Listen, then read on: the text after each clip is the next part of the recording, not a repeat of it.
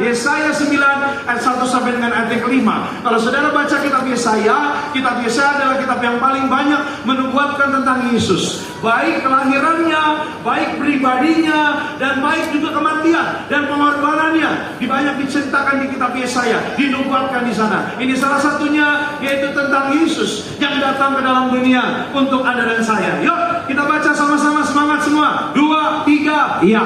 Bangsa yang berjalan di dalam kegelapan telah melihat terang yang besar. Mereka yang diam di negeri kegelapan, atasnya terang telah bersinar. Ayat 2-nya next. Engkau telah menimbulkan banyak sorak-sorak dan sukacita yang besar. Mereka telah bersukacita di hadapanmu, seperti sukacita di waktu panen, seperti orang bersorak-sorak di waktu membagi-bagi jarahan. Ayat 3, sebab kuk yang menekannya dan gandar yang di atas bahunya, serta tongkat si perindas telah kau patahkan, seperti pada hari kekalahan Midian. Ayat 4, sebab setiap sepatu tentara yang berderap-derap dan setiap jubah yang berlumuran darah akan menjadi umpan api. Ayat 5-nya yuk semua. Sebab seorang anak telah lahir untuk kita, seorang putra telah diberikan untuk kita. Lambang pemerintahan ada di atas bahunya, dan namanya disebutkan orang apa?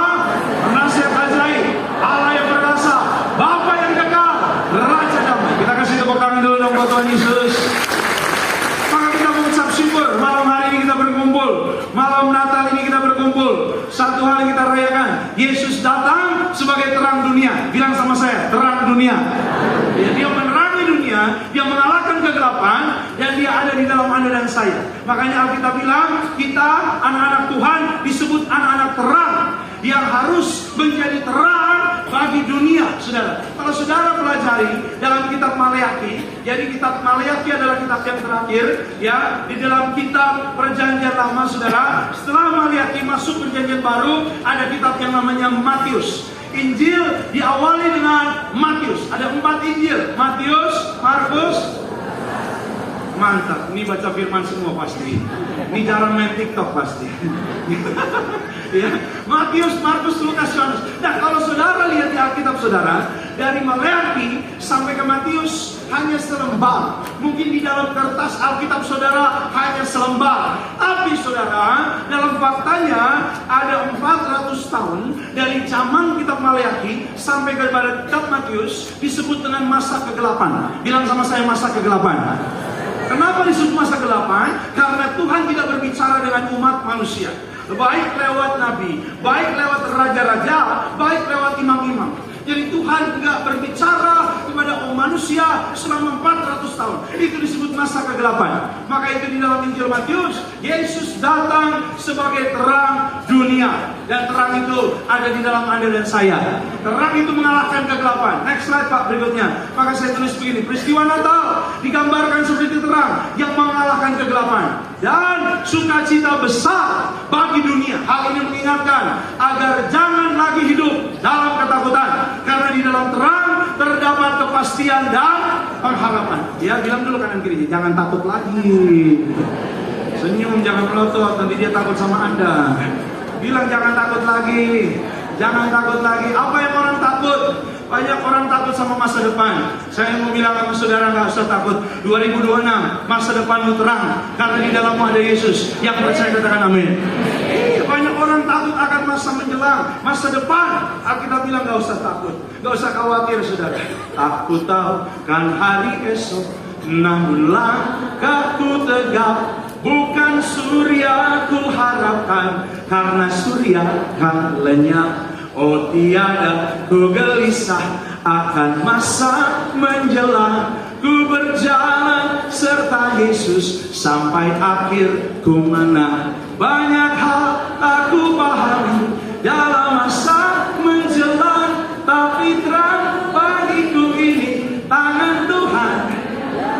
Wih, mantap. Saya senang kalau di BCP ya pada rajin nyanyi. Di sini ya ibu-ibunya kayak Krisdayanti semua sih. Bapak-bapaknya kayak Krisdayanto. Ada opung-opung bilang Markus, ya opung. Markus, opung seneng loh kalau ibadah ya sesinya Markus. Kadang-kadang Markus lagi khotbah nyanyi kayak artis kesayangan opung, penyanyi kesayangan opung. Wih, saya bilang siapa opung? Justin Bieber, Bruno Mars. Opung bilang, bukan, Saiful Jamil. Opung memang dahsyat. Saya mau bilang sama saudara, kalau saya takut akan masa depan, di dalam Tuhan masa depanmu cerah. Amin. Orang dulu bilang Indonesia gelap, 2025 gelap. Sampai hari ini kita ada di akhir 2025, nggak ada yang gelap, semuanya terang benderang karena Tuhan ada untuk menyertai Anda dan saya. 2026 Anda pasti diberkati Tuhan. Ya, apalagi yang orang takut nggak akan ada jalan keluar atas masalahnya. Alkitab bilang pencobaan yang kamu alami adalah pencobaan biasa, tidak melebihi kekuatan manusia. Ia setia dan adil, Dia akan memberikan jalan keluar sehingga kamu dapat menanggungnya. Jangan takut, masalah dan jalan keluar satu paket. Bilang sama saya, satu paket. Iya, kalaupun belum kelar masalahmu, jangan mengeluh, jangan bilang, Pak, Natal si Natal, utang belum lunas. Pak, Natal si Natal, Pak, ini bengek, ini kutil belum juga hilang. Saya mau bilang sama saudara, percaya. Alkitab bilang manusia tidak dapat menyelami apa yang Tuhan kerjakan dari awal sampai akhir. Tapi Alkitab bilang semua indah pada waktunya. Iya, apalagi orang takut. Orang takut apa? Setan. Nah ini, ada orang Kristen yang kalau di gereja, dalam nama Yesus, iblis dihancurkan, ditiup. Coba lewat kuburan yang sempit gelap pohon Kamboja, numpang. Anak babi mau lewat. Ada suara, maaf tadi di gereja bercanda. Jangan takut lah kalau cuma sama setan anak Tuhan. Anda di jalan malaikat. Amin. Bilang dulu kanan kiri, jangan takut setan, bilang. Yang benar, nadanya jangan takut setan, bukan begitu. Jangan takut setan, bukan begitu nadanya. Datar aja, datar. Saya mau bilang sama saudara, tidak ada lagi yang kita takutkan. Karena gambaran terang adalah kepastian. Terang adalah pengharapan. Kalau gelap, ruangan ini gelap, kita nggak bisa lihat apa-apa. Nggak ada kepastian, nggak ada pengharapan, nggak ada jalan. Tapi terang, ya saya doa Yesus menjadi terang dalam hidup saudara, sehingga Anda tidak perlu lagi takut dalam hidup saudara. Menjalani hidupmu ada sukacita yang besar. Yang percaya katakan amin. Yang kedua saya catat begini saudara, perhatikan baik-baik bahwa dalam pribadi Yesus itu terdapat 4 gelar ilahi sebagai jaminan bahwa setiap orang yang percaya kepadanya di dalam Yesus terdapat kepastian berkat. Berkat-berkat apa? Rohani yes, jasmani juga yes. Ya, sekali lagi, rohaninya yes, jasmani juga yes. Untuk mengingatkan bahwa kita punya Allah yang besar. Jadi saya mau bilang, gak usah takut. Rohani kita diberkati, jasmani kita diberkati.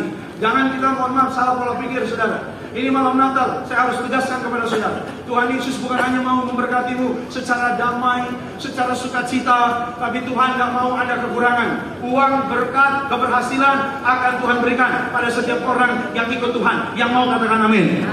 Kita gak usah malu-malu. Ada orang-orang yang bilang, Pak, kalau Kristen itu bukan bicara soal uang, Pak, bukan bicara soal sukses, Pak. Siapa bilang? Saya bukan mengajarin saudara materialistis, tapi Alkitab bilang anak-anak Tuhan tidak kekurangan uang. Boleh nggak kita doa supaya kita punya uang? Boleh. Alkitab tidak melarang, tapi Alkitab melarang jangan cinta uang. Itu akar kejahatan. Makanya malam ini saya mau bilang sama saudara, rohani yes, jasmani juga yes. Ya saudara. Jangan saudara salah dalam pola pikir. Ada orang yang bilang sama saya, tapi bukannya gini Pak, ada lagunya Pak, apa lagunya? Meskipun saya susah menderita.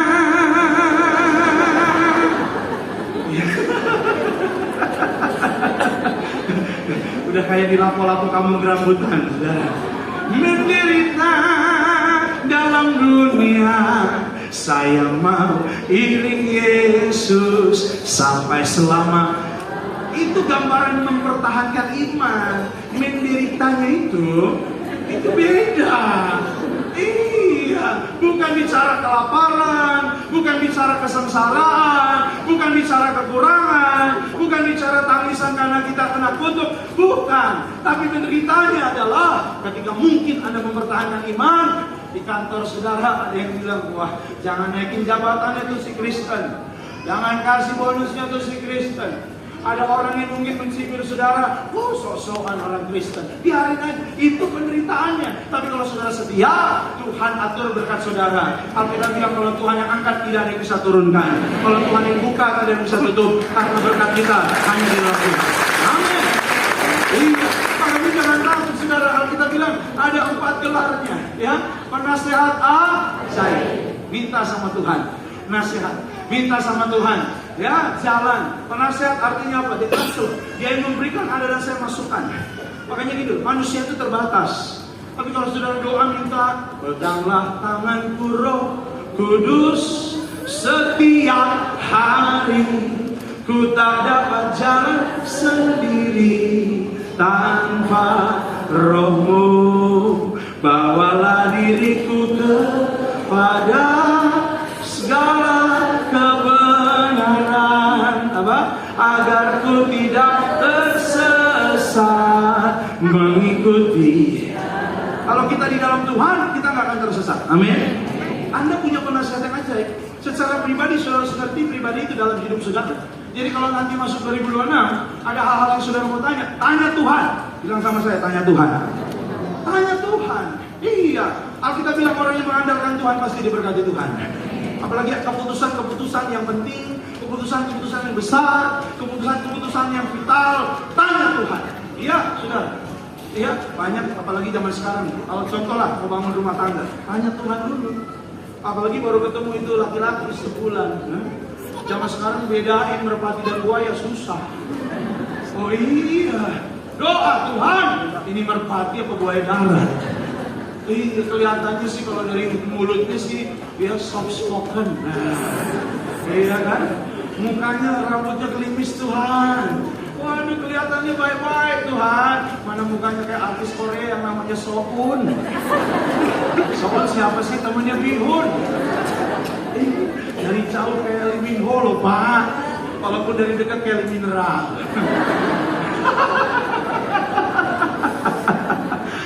Hari ini saya mau bilang sama saudara, tanya Tuhan, amin. Ada seorang, ya kurang lebih kerabat lah bagi saya. Dia dekat sama saya dan istri saya. Suatu hari dia bilang, umurnya lebih tua dari saya. Dia bilang, Kus, ya maksudnya Markus bukan Tikus. Ya. Kenapa kak? Saya bilang, kakak mau nikah nih. Dia lebih tua dari saya. Ya, loh, saya belum mau nikah. Jodohnya mana gak pernah kelihatan. Ya, lakinya mana gak pernah kelihatan. Kenalin dong. Nah ini baru kenal sebulan. Itu juga dia berlayar. Oh gitu, iya. Ya, saya bilang, itu bener gak dari Tuhan? Doa dulu. Masa baru kenal sebulan? Bulan kedua udah nikah. Doa dulu, tanya Tuhan dulu. Oh bener ini dari Tuhan, Gus. Ini dari Tuhan. Kaya, ganteng. Nah ini dia. Yang dia takkan yang diukur itu. Udah gitu lo belum lihat sih, palanya botak kayak Deddy Corbuzier. Lo tau boxing gak, Gus? Apakah botak seksi? Wis. Saya dalam hati saya, waduh, kalau udah begini udah susah nih. Saya bilang, Kak, doa dulu. Bulan depan benar-benar nikah. Ya saya nggak bisa datang karena nikahnya hari Minggu dan itu di Bali. Setelah nikah, saudara, 2 minggu kemudian dia telepon saya. Dia telepon saya redaksi dia bilang, pengantin baru, mantap, lagi bulan madu pasti. Di ujung saya dia bilang, bagus. Kenapa kak? Saya bilang, bener kan kata lu Gus? Pasti boxing dia bilang. Bukan boxing Bobby, kotak biadab. Berubah saudara. Iya. Waktu pertama kenal baik-baik, senyum-senyum, pas sudah nikah dipukul, ditendang, ditonjok. Iya, kelihatan aslinya. Dulu masih masa promosi senyum, nanti lo tabok ya. Saya mau bilang sama saudara, manusia nggak tahu ada jalan yang disangka orang lurus, tapi ujungnya maut. Saya mau bilang sama saudara, mau Natal ini ingat, Anda punya penasehat ajaib. Tanya dulu sama Tuhan, amin. Jangan main taruh uangnya Pak. Atau orang ini cuannya gede.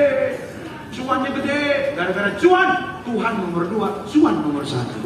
Hati-hati saudara, nggak taunya bodong investasinya, nggak taunya penipu. Hati-hati, kalau saudara tanya Tuhan, dia akan memberikan jawaban yang sesuai. Dia akan menuntun saudara. Alkitab katakan Anda tidak akan tersesat. Yang kedua, Allah yang perkasa. Allah yang perkasa. Kita punya Tuhan yang besar. Yang percaya katakan amin. Iya, gelarilah yang kedua, Allah yang perkasa, yang membelah laut, yang teduhkan badai, yang mustahil pun terjadi karena kuasa-Mu yang pegang. Terus, yang amin. Kau pembuat mujizat. Saya mau bilang ke saudara, sampai hari ini masih terjadi mujizat. Sampai hari ini masih terjadi mujizat. Ya, maka itu saya mau bilang sebagai hamba Tuhan, andalkan Tuhan dan jangan takut, saudara. Saya udah banyak alamin dalam kehidupan saya. Anak saya sembuh, istri saya sembuh dari nyum-nyumnya hilang. Saudara, mujizat. Anak saya kakinya harusnya dioperasi. Ya, malam-malam saya bingung karena lihat dia jalan sambil jinjit. Saudara, saya bilang, kenapa kakimu nak? Gak tahu dia ada apa. Saya foto teman saya ada dokter. Ya, dia lihat dan dia bilang ini sepertinya ada benjolan. Kita harus cek dulu apa isi benjolannya, apakah berbahaya atau tidak. Ketika dicek, ya teman saya bilang ini harus dioperasi. Memang operasinya kecil, nggak operasi semua, hanya lokal, tapi harus dioperasi. Saya bilang sama anak saya, waktu itu umur dia 5-6 tahun, saya bilang, Dek, dioperasi. Anak saya bilang, nggak mau, takut dioperasi. Nggak mau, Dedi, pokoknya nggak mau. Minta minyak urapan aja, Dedi, kasih di kaki aku, nanti aku yang berdoa. Wih, saya bilang yang pendeta saya kok. Lebih rohani dia. Saya bilang bener nih, bener. Yang Allah dia doa gini, Tuhan Yesus, kaki aku sakit, datang dong sembuhin. Terima kasih, amin. Enak loh, anak kecil kalau doa enak loh, ya kan? Iya loh, iya. Iya, kalau kita coba doa gitu enak. Tuhan Yesus, belum bayar cicilan, bayarin dong, amin. Belum bayar kontrakan, bayarin dong, amin. Oh, tapi kalau orang dewasa kan nggak main loh begitu. Engkau Allah yang dahsyat, Allah yang besar, El Shaddai, El Gibor, namamu kami tinggikan. Bapa yang kekal, Raja damai, Engkau di atas segala-galanya. Belum bayar listrik Tuhan. Kata Tuhan dari tadi aja lu ngomongnya. Dia udin muter-muter. Saya mau bilang sama saudara hari ini, benar, memang nggak hari itu, memang nggak minggu depan, tapi 2 minggu kemudian, pagi-pagi dia bangunin saya, Dedi, tadi malam Tuhan Yesus mampir, dia sembuhin kaki aku tanpa dioperasi, sampai hari ini benjolannya sudah tidak ada lagi. Kita kasih tepuk tangan kita. Kok bisa? Bagaimana caranya? Saya mau bilang sama saudara, nggak ada yang tahu, Tuhan tahu. Maka itu saya mau bilang sama saudara hari ini, andalkan Tuhan. Yang ketiga, Bapa yang kekal. Bilang sama-sama saya, kekal. Lebih keras bilang kekal. Tidak usah takut soal kematian. Kekal adalah gambaran pengharapan. Saat Anda mati nanti, saat saya mati, saat kita semua mati, kita udah punya pengharapan. Pengharapan kita dalam Yesus. Anda dan saya hidup kekal. Saya selalu bilang saya gak takut sama kematian. Iya, hari ini habis khotbah ini saya mati, saya siap. Tapi gak mungkin, masih ada betos terakhir. Habis betos dong Pak, masih ada besok mana deh. Masih ada besok. Lu nyumpahin menit mati lo ya.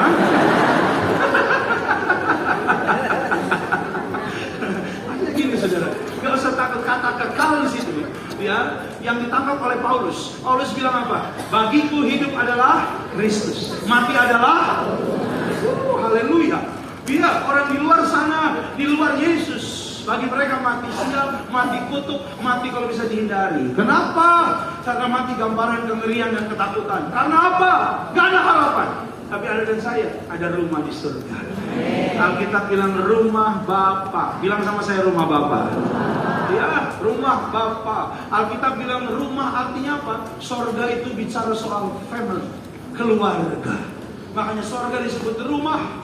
Saya doa Anda dan keluarga tidak ada yang terhilang. Tuhan datang, kita semua terangkat terbang ke surga. Pesta di surga. Ya. Yang terakhir ada kata Raja Damai. Nah, ini keren. Ya, ini keren. Saudara, ada banyak orang hari-hari ini bilang damai. Saudara boleh cek WHO mengeluarkan sebuah rilis. Mereka bilang begini, zaman sekarang 7 dari 10 orang di sekitar kita adalah orang stres. Gak usah nengok ke samping. Nanti dia tersinggung. Saya nggak tanggung jawab. 7 dari 10 orang di sekitar kita stres. Jangan nengok.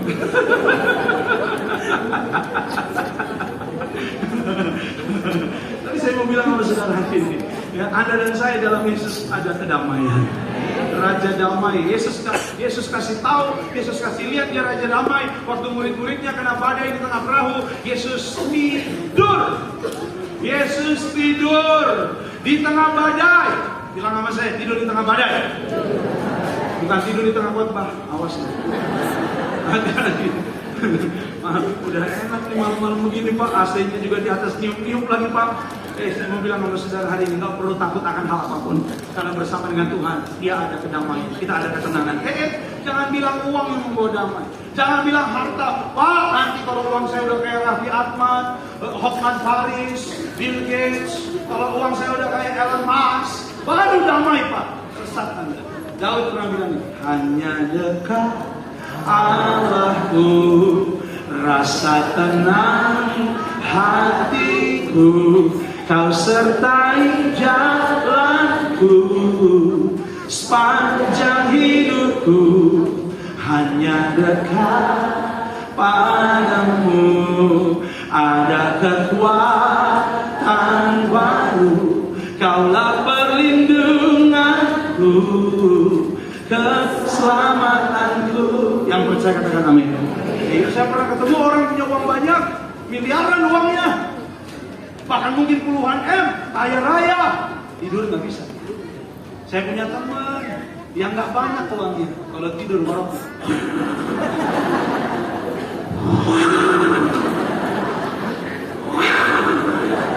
Nggak banyak uangnya, tapi kalau tidur,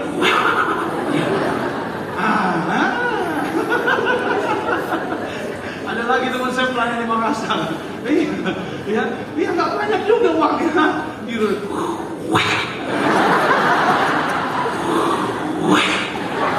Bu, kalau suamimu moroknya begini, turut berbelasungkawa. Gak ada obatnya, nggak ada obatnya. Ya, pakai capung Pak, capung taruh di perut, mati capungnya. Aja lu.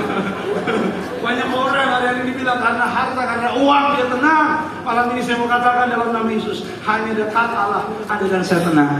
Keadaan boleh kita bilang keadaan boleh nggak pasti, tapi dalam Tuhan ada damai, ada sukacita. Di saat badai bergelora, ku akan terbang bersamamu, Bapa kau Raja atas. Amin. Terus ku tenang sebab. Kita kasih tepuk tangan dulu untuk Tuhan Yesus yang luar biasa. Maka itu perhatikan baik-baik, kita ada Allah Tuhan Yesus yang punya 4 gelar dahsyat dan luar biasa. Next slide berikutnya. Makanya kita harus sadar kepastian dan pengharapan yang tersedia dalam terang Kristus ada 3. Yang pertama, kita cepat, terangnya bersinar untuk membebaskan kita dari kuk perhambaan menjadi hidup penuh apa? Kok lihat ayatnya yuk. Yuk perhatikan baik-baik, Yohanes 1:12, 2, 3. Ya. Tetapi semua orang yang diberinya kuasa supaya menjadi anak-anak, yaitu mereka yang percaya dalam, lihat, semua orang yang menerimanya diberinya kuasa untuk menjadi anak-anak Allah. Dipindahkan, bilang dulu sama saya, dipindahkan. Tadinya saudara hidupnya dalam kuk, dalam kutuk, ya, dalam ikatan, dalam perhambaan. Artinya apa? Ada kuasa. Nanti saya kasih contohnya. Lihat ayat berikutnya lagi. Ini kebalik, harusnya Galatia 5:1 ya. Yuk kita baca 2, 3 ya. Supaya kita sungguh-sungguh merdeka. Kristus telah memerdekakan kita. Karena itu apa? Dan jangan mau lagi apa? Bilang dulu sama saya, jangan mau lagi. Lebih keras, jangan mau lagi.